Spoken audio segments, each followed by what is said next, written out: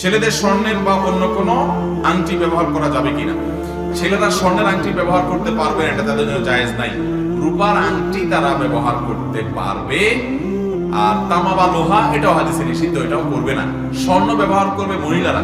দেখেন, ইসলাম বলে মহিলাদের অধিকার দেয় না। ইসলাম বলছে স্বর্ণ দামি অলংকার, সবচাইতে এটা ব্যবহার করবে মহিলারা। পুরুষ শুধু চায়া চায়া দেখবে, পুরুষ শুধু চায়া চায়া দেখবে। টাকা দিয়ে কিনে দিবে পুরুষ, কিন্তু পরবে কে?